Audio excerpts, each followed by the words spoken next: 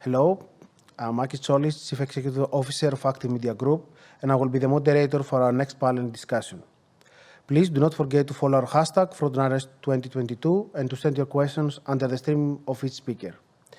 Please, let's welcome Mrs. Sofia Zacharaki, Deputy Minister of Tourism, as well Dr.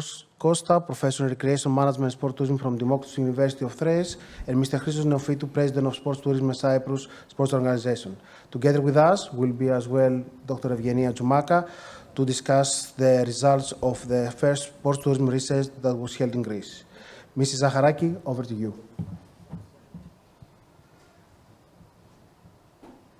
Well, thank you very much for today's invitation, Mr. Cholis. Thank you very much for allowing me to be part of this very interesting panel discussion. From the few minutes that I've been in the office, I just came from Dubai. I was able to see part of the presentation. I really look forward to really taking stock of all the very important findings. And when I say taking stock, I mean incorporating them in all the documentation that we have been using so far in order to fully justify the prioritization that we already have as regards sports tourism. As the competent Deputy Minister for Tourism Education and the special forms of tourism, or as many people call it, the experiential part of tourism, I was really interested since the beginning, it's more than a year now, to really prioritize sports tourism. And this was done looking at the numbers, looking at the figures, looking at the figures of how important sports events have been for regional development. Because when we're talking about sports events, we might think about the marathon, we might think about events that are emblematic.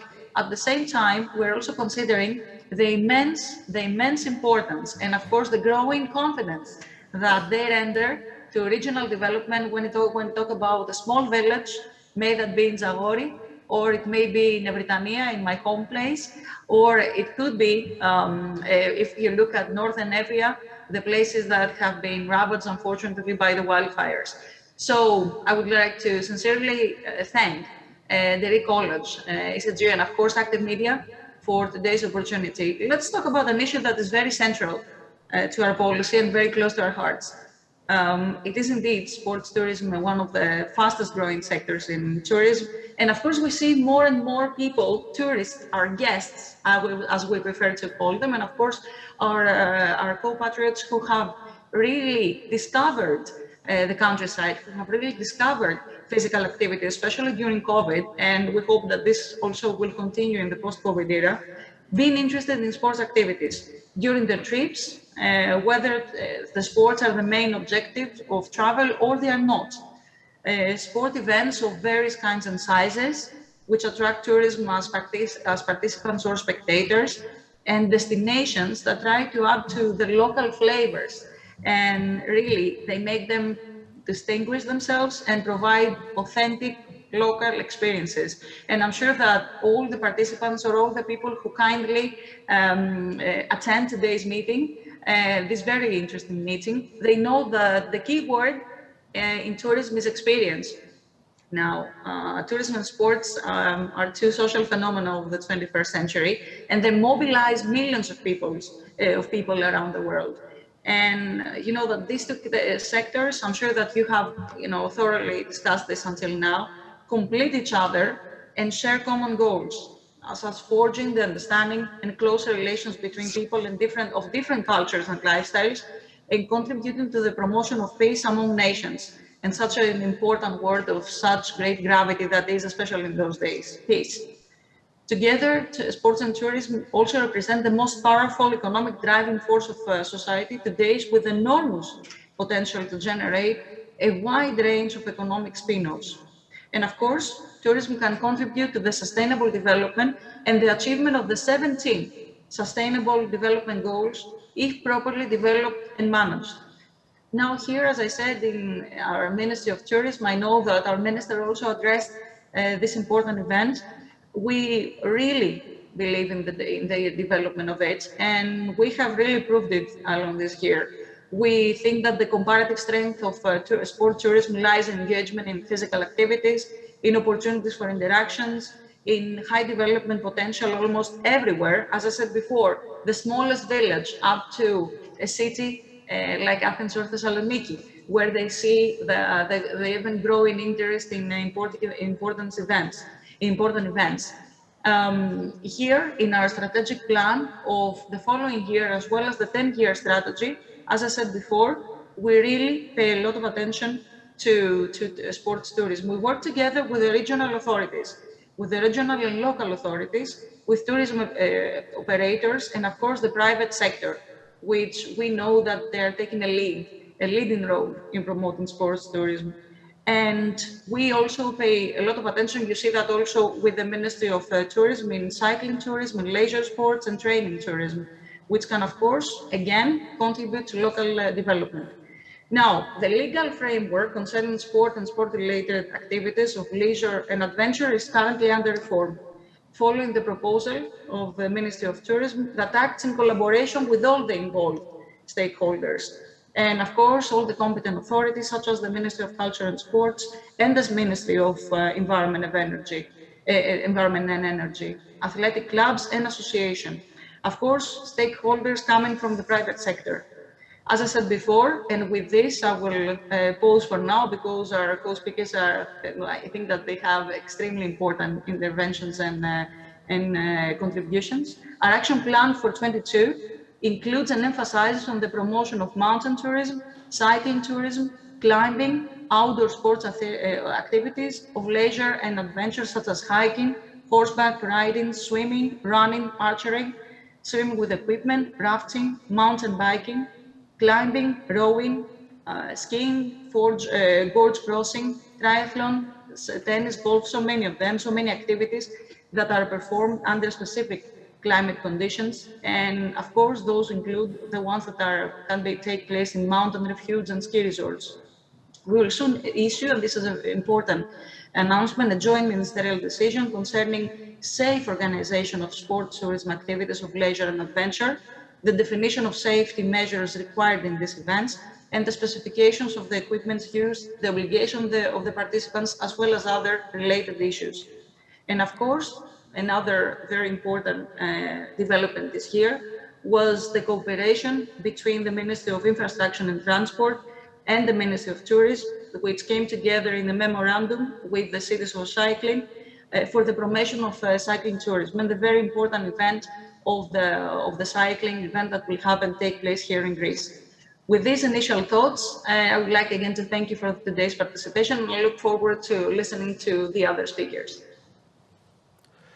Thank you very much, Mrs. Deputy Minister of Tourism. Dr. TZOUMAKA, we heard actually a lot of interesting and very things that we knew about sports tourism, but now with your research, we have evidence.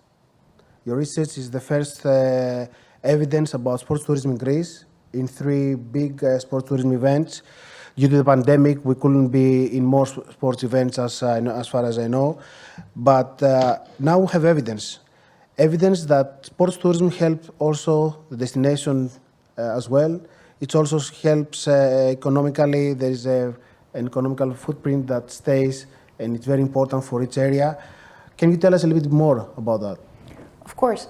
I will take up on the speech of Ms. Zacharaki, Deputy Minister, and of course I would like to discuss what was previously mentioned by Ms. Vamiadaki. It's about the experience, it's about the storytelling, and the events, the sports events, can provide this storytelling and this experience to the tourists. This is something different. In marketing, we call it the unique selling proposition. We call it the differentiation point. And those sports events have managed to acquire a standalone value. They're fundamentally different. On the one hand, we were talking about an event, only 3-4 years, right, of the event taking place, a small destination, not well known, that acquired a loyal audience. We had 30% of returning athletes to Pevki. Zagori Mountain Run started with 200 runners on July at Zagori, and now 90% capacity. Mr. Tzolis, you can confirm that we couldn't find a room for us to stay. Yes, I can confirm 2 things, first of all. First thing is that we stayed at EUGENIA, because there was no other place to stay near Zagori and Cepelovo. The second thing is that you mentioned, as you mentioned, the race started with 200 people. Same thing happened during our first Navarino Challenge, which this year we have our 10 years anniversary. We started with only 12 or 13 rooms booked. But it needs people with vision, and we need to support this. In this case, like you mentioned, Mr. Vasilis Tzoumakas in Zagori or Temes, in Messinia, they had the vision, they supported, they invest in this vision, which is very important. And at the same time, we have the help, of course, of the Ministry of Tourism, in order to support us. And, when we said the help, we just want, some channels of communication. This is something very important.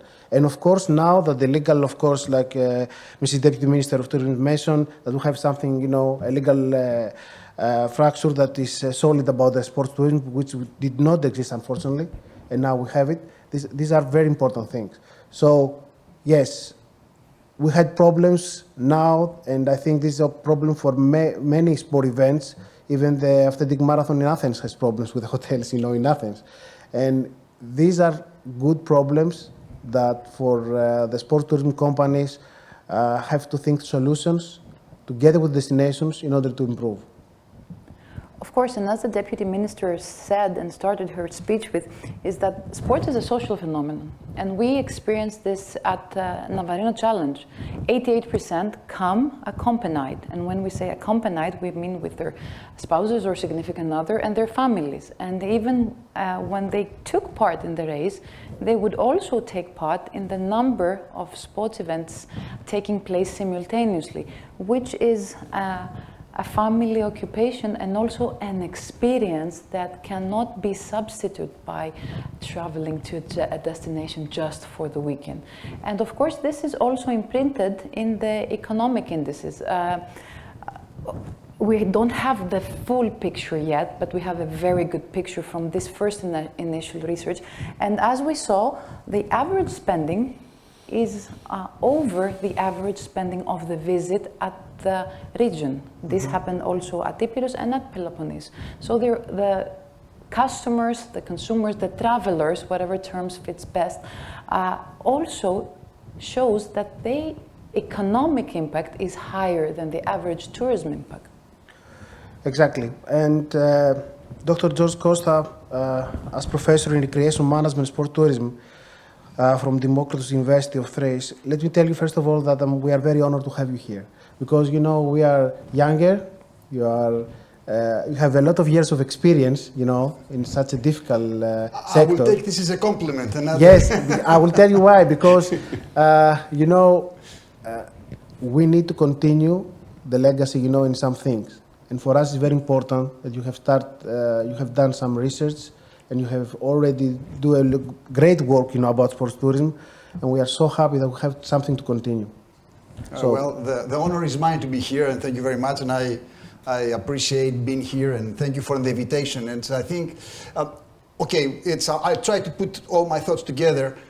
What we need is evidence, and I think your research is giving us numbers. Professor Alexandris from Aristotle University is trying to do that the last few years.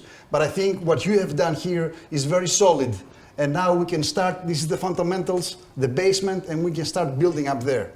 There are many questions, small versus big. There was a book in the 80s, Small is Beautiful. Should we go to small scale marathons or small scale events, or should we go for big? And there is no answer. When you can go to small, unless you do it right, you can be as successful. And what's success? It's only economically, it's social. What other things? Infrastructure. You just said that you cannot stay in a hotel in the Zagori race. Okay, well, what's the maximum number? And then I think the Deputy Minister talked about the green development. We should not sacrifice everything. We should be sustainable. Because we can do it for 2 years and be very successful and then destroy it. There is, in the Pacific Islands, there are many examples of how they destroyed their economy, of having 2 or 3 successful, famous years of tourism and sports events, and then destroy the environment, and then nobody will go back. So I think the literature is out there. What we need in Greece, and again, we've been saying that for the last 20, 30 years, is evidence. For the first time, I think people scientists are giving in evidence, and we should start putting things one next to each other. And then I received a phone call from Amorgos, from an Australian who lives there. They called from England. They said, we need somebody to accompany swimmers who want to swim in Amorgos. And I mean, the English people called in Amorgos and I think there is no networking. They cannot find who will do a swimming race in Amorgos. And the British people will come and organize it through an Australian. And that for me is outrageous. So what we need here is evidence, and then we need a networking. We should find out, I think what's happening, and I'm changing a little bit, and I'll finish with that. Pelopas, it's a very good thing is happening right now in Greece. General Secretary of Sport and the Ministry of Sport is trying to put down what events, what stadiums and things we have, so we know where to go and how to do it. So first, we have to know where we are so we can progress. So evidence we have, and then if we do know like how many stadiums we have, how many swimming pools we have, how many cities are willing to participate in these things, then we can start having a vision for the future. So I will stop here and I'll come back. I have more things to talk about this research, and I think this is a very good example and we should follow it. Yes, and what is good is that we are, so different stakeholders here and talking about that. And I'm so glad that the Deputy Minister is with us because this is not happening very often. And I think one of the few things we have seen, with this government is that we have stakeholders talking, the destinations, municipalities, regions, private companies, everybody's talking and discussing about what is best for sports tourism, for example. And the thing is that we met, unfortunately, and I said unfortunately, but fortunately, in a sports tourism conference in Cyprus, Dr. Kosta, and that was a very good excuse, to see again the president of the sport tourism, organization from the Cyprus Sports Organization, Mr. Christos Neophytou, and you unite the Greeks ones, Mr. President. So it was really something that we laugh, but sometimes these are opportunities, in order to discuss and develop, our sector. So thank you for that opportunity, first of all, and over to you now to tell us a little bit about your experience with these results. So thank you, Agis, for this. In the first conference that we organized, Mr. Kosta was one of our main speakers. In the second conference we're organizing on May, Mrs. Zacharaki will be our main speaker, and you will talk after her. So I think it's a good thing uniting people. Having said that, even I can say Cyprus is a small country, less options for sport tourism, less venues, less activities, less facilities. But what we do, I think, first of all, we all put a target and fight like a team. An example of this is that 2 days ago, we have managed to win and host one leg of the Eurobasket in 2025. And it will be the biggest event ever hosted in Cyprus. It was a joint force with the Ministry of Economy, Cyprus Sports Organization, which is the equivalent of Deputy Ministry of Sports that you have here in Greece, Cyprus Olympic Committee. Everybody was together. And it is said that it will bring more than 15,000 of visitors in Limassol only for this event. So, before going to the very valuable research that was presented here, I was talking with Mr. Kosta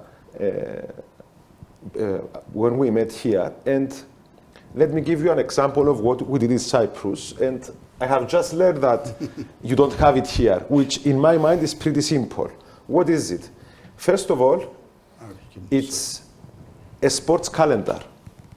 So when you go on our website, there is a sports calendar which can be browsed by sports, which indicates all the events.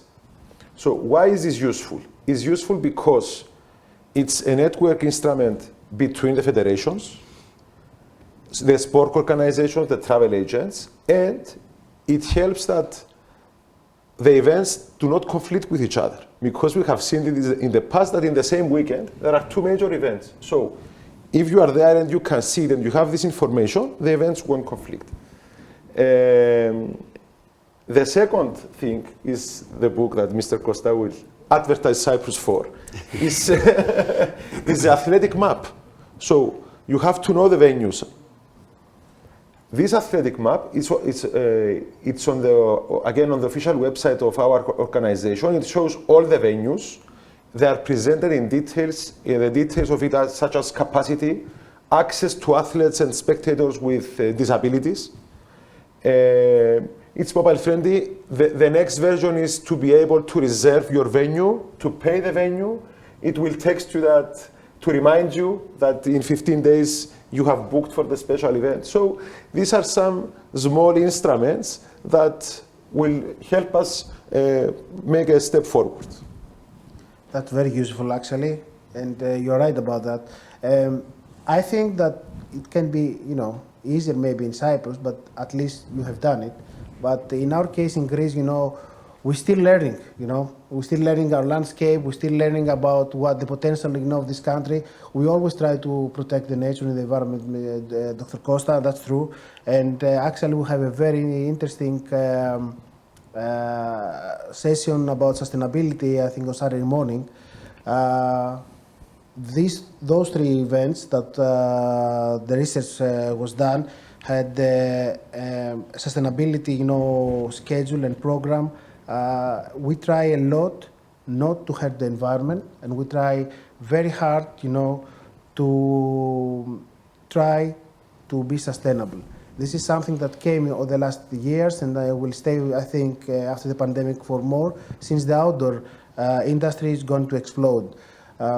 Before going back to you, Mrs. Deputy, I would like to ask Dr. TZOUMAKA, can you give us a little bit about the numbers of the economical impact? And I'm talking about the economical impact very simply for one reason. Because, whenever I talk with hoteliers and hotel chains, big ones or small ones, we always talk about numbers. We always talk about how much money we will get, how much money our restaurants will get, how much money, our city will get from this sports tourism event. Sometimes they even want to guarantee, them how much money, but it doesn't matter. So do we have some evidence for this, Dr. TZOUMAKA? Of course, we have discussed those also previously, but allow me to remind you, and thank you for this question. With regards, for example, to Pevki, there we saw that an average stay would cost 50 euros. We're talking about early July, where it was not even the high season at Pevki. Right, so the daily cost of meal would be around 40 euros. And again, we're talking about above the average contribution as compared to the Northern Avia, for example, spending on an average. If we take this to the Zagori level, where the accommodation was... Can I just say, sorry for 1 second, about Pevki, this is about North Avia just before the fires, correct? Of course. At the same time, we had, if I remember well, 35% of the visitors stayed over 1 week. You know the numbers very, very well. So this is not, sometimes the numbers you have just to see them, just not to read them. And okay, you might have a daily spend of 150 euros, which is very close to the region, like you said. But the most important thing is the 1 week. So some people may start their vacation from there, or were staying there, and just participate in the event. But this is also very important. Of course, and what was also very important is that we had the returning visitors for an event which is not yet established. Like not only coming back, but coming back for a larger number of stays. The geography, of course, is very helpful towards this because the expenses of transportation are relatively lower as compared to other destinations. But we saw this at Zagori as well and other destinations. We see that they use the event. I can say that only Pevki just a race of 1.5 years. Twice during the pandemic, which was a really big accomplishment to the mayor that had a very big vision about his birthplace, and it was really important. I can give you an example with Spetses, which is also a short distance, by car, and also is growing bigger and bigger every year. So I think, it just takes time sometimes, in order to create something and to build. And you have to be patient. Of course, and the community factor, the fact that we have the returning visitors, the returning athletes, who come back with their friends and bring others at Zagori, which was not very expected because the trails are quite difficult. We saw, and we interviewed while doing the research and the questionnaires, we saw people that said, I have come with my friend. I never thought that I would start and take up on mountain running. It's not, like a recreational sport, but I enjoyed the community and I wanted to be a part of this. And this year I am participating. And this is the way to my best understanding, that this event was scaled. And of course, if we go back to also the economic impact of the Zagori event, what we saw is relatively higher spending on the accommodation. Of course, the scarcity is an issue there. And the fact that they were spending also on meals. Here, I have to say that the 36 euros that athletes would spend daily is partially attributed to the fact that the organization would cover one of their meals. So they would only have to spend for the second meal of the day. So here we also saw that a relatively high number of spending was due to souvenirs and so on. What our audience maybe does not know was that there was a setting of a pop-up stores where they could purchase, apparel, shoes, and of course sponsored products, which contributes because the area is not, let's say, ideal for retail spending. And if we go back to Navarino Challenge, where I think it's more profound that the spending is higher, due to the setting of the event, you need to register and book your room. Most of the participants would come with their friends and their families, so they start with a budget. To this point, I want to share that I met a couple of friends there who had come for the vacation and watching the event, and they said that they would be participating because they would truly enjoy the Navarino Challenge. And of course, this is a premium event. The cost of the meals is higher. What we did not show to this research, but I need to say this now that I have the opportunity, is that much spending was conducted to the area of Pylos, where they went to see and go sightseeing and also spend at the house of Tziklitiras and also have minor stay, which is very important not only for the hotel area, but for the broader area of Pylos. We saw that people knew Pylos, but they were mostly coming for Navarino Challenge, and we had 70% of returning athletes and participants. Yes, it was a little bit difficult period last year because we had the pandemic as well. So the numbers were in Navarino Challenge? The daily cost of accommodation is 355 euros. The daily cost of meal is 71 euros approximately. And the overall retail spending is 120 euros. Of course, to this we should add the transportation cost because the vast majority would come from Athens, so an approximation of 150 euros tolls and fuel, and of course the participation fee at 30 euro.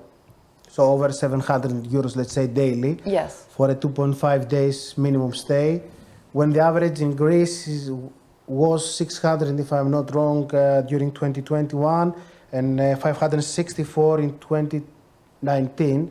But I think for those things, Mr. Deputy can tell us more.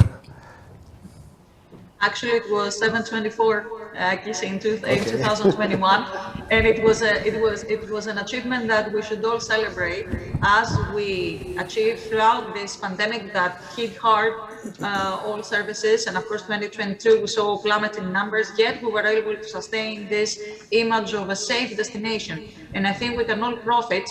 Whether we're talking about mainstream tourism or all the other forms of tourism that are holistic, we're talking about the whole experience, as Ms. TZOUMAKA very well emphasized. And so we have seen an increase in average spending power, and we really hope that despite difficulties, we don't want to be unrealistic. We see now that the budget of families and individuals are being suppressed by the rise in prices still. It was an achievement that was celebrated, the rise in average pricing. I have made different notes from the very interesting interventions and contributions of the speakers, and of course, I would also like to congratulate Mr. Neophytou for the recent accomplishment of the Cyprus organization, and really hope to continue the discussion in Cyprus, as we're going to be meeting there very soon. I take note of the very important comment he made about the calendar, about the sports events calendar, and about the venues. And as very well mentioned and rightly put by the professor, we have started, the Ministry of Sports has already started listing and registering all the areas and all the stadiums, all the competent areas where the athletic events can be held.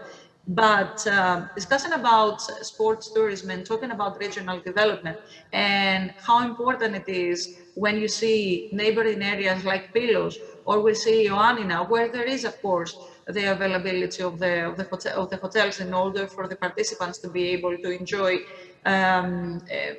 hospitality and accommodation. I was also thinking about infrastructure. And you know, the importance of infrastructure, which is reflected in the fact that it can contribute to the efficiency of the production and the distribution of the tourism sport events. We have seen, for example, that in Epirus, with the construction of the highway, the numbers, the hour, the duration, the length of travel time has seriously been reduced. And when we see the 14 new regional airports, we see the immense development and of course, the improvement in infrastructure. This is a point that I would also like to raise, and probably this could also be a point to consider in one of the following studies: the importance and the crucial contribution of the improvement of infrastructure. And when we say infrastructure, we might think of everything. When it talks about, of course, the roads, we're talking about waste management, we're talking about all the different things that pertain, of course, to the improvement of quality of every citizen, but it makes a difference, and a whole of a difference, when we want to develop a tourism product like an athletic event. And also, when I was listening to the very insightful contributions also by Mrs. TZOUMAKA, I was also thinking about destination management. And I think that it would be interesting for our participants to know that in December, we legislated, and now it is a law, that regional authorities alongside private entities can now start the DMOs, the destination management organizations, which can also help promote such kind of events. And it can be a holistic event, it can be an attempt, it can be an effort and a synergy that will be put forward by everyone, so that the destination can really promote as a whole this event. And we know how important this is. And so the destination management organization is a reality, and now it is up to the authorities to be able to move this further. And a second thing that could also be of interest, in my opinion, is of course the uses of the funds of the RRF. We know that 2022 and 2023 will be critical years, and where we're talking about funding methods and funds. Also, when we're thinking about the development of infrastructure pertaining also to the sports tourism, we will see a large amount of money directed to the reconstruction of ski centers, so that some of them can work 12 months per year. And we know that this, of course, is a way to really maintain the sustainability of them, especially with climate change and climate crisis, if we want to be more precise. And of course, we will see, again, a large sum of money devoted and dedicated to diving centers, ski shelters, and a lot of work that will be done, of course, in hiking trails, alongside with the very important sums of money that will be allocated by the Ministry of Environment. So we're getting there, I think. It has been shown by institutional, legislative, and of course, a lot of organizational support that was given by our ministries, the Ministry of Tourism, and of course the Ministry of Sports, and other ministries that are co-competent, that we really want to support it. We really want to combine all our efforts, may that be infrastructure, organization of the events itself, funding, and communicating the message. And that is the final point that I would like to make, to all our offices of GNTO, of the Greece's National Tourism Organization abroad, in order for these messages to be loud and clear, and this calendar of events to be communicated to all the targeted markets that would make a difference, of course, in approaching international participants. And with these thoughts, I would really like to really thank you again for the opportunity to be here today. Thank you. Just have a few minutes. So, Mrs. Deputy, I will give the speech to Dr. George Kosta if he wants to add something to what we discussed. The only thing I would like to add is that this is a generation gap. My colleagues here, they have their computers, I have the book. I can smell, I'm a book eater. I love books. So this is what they made in Cyprus. It's very, very simple. It has all the swimming pools, the stadiums, the small arenas, even they're open for weddings, some of them. So this is, I think it's cultural. So it's very good. It's very efficient. We try to do that in Thrace, East Macedonia and Thrace, the region. We're in the process right now, Democritus University of Thrace, with the mayors and the region. We try to make one like that. And so we'll try, I think the wheel's been invented. What we have to do is to put the four wheels together and roll and get evidence. I think that's what we're missing. It's sports tourism and science. It's an art. I think it's both. You need the science, you need the art, and you got to put it together. And it's good, it's beneficial for the economy, for the society, for the people, for everything. So I think it's a great thing. So we need to invite you May 22nd, Sunday, Komoran. Komotiniran is a 5K. We used to have a marathonians, a half marathon, but it was too expensive to us. Not too many people participate, so now we went downscale. So it's not always going upscale. Sometimes you have to go downscale, see what you do, and then from there go. So, can you add some more info on the 5K? What else except the 5K do you have? Well, Saturday night we have the merry making of the fishes. We have a Sardella party in Maronia. So we will, this is food, is culture, is coming to Thrace. I think Thrace is the best hidden secret of tourism of Greece. When people will go and realize how beautiful Thrace is, I think we will have a problem. So, as you said, the Deputy Minister talked about the highway, Egnatia Othos, that opened the road to Epirus. When people find out, Greeks and Balkan and international people find out Thrace, I think Thrace will be in problem. But I think will be what we call it a white problem. If it's a good problem, so we can solve it, and that way we can develop. So with that, I would like we learn from our Cypriot friends.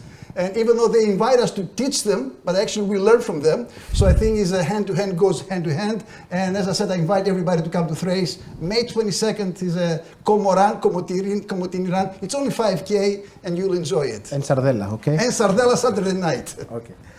Mr. Neophytou.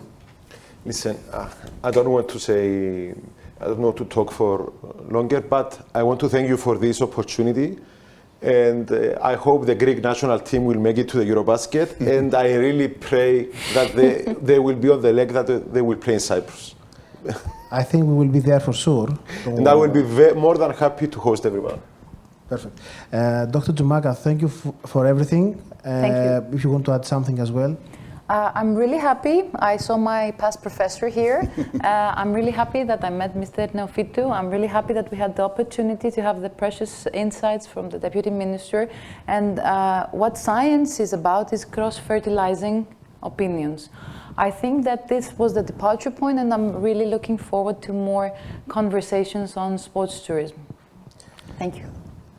Thank you all. Thank you, Mr. Deputy. Thank you, Dr. Kosta, Dr. TZOUMAKA, Mr. Neophytou. Thank you all.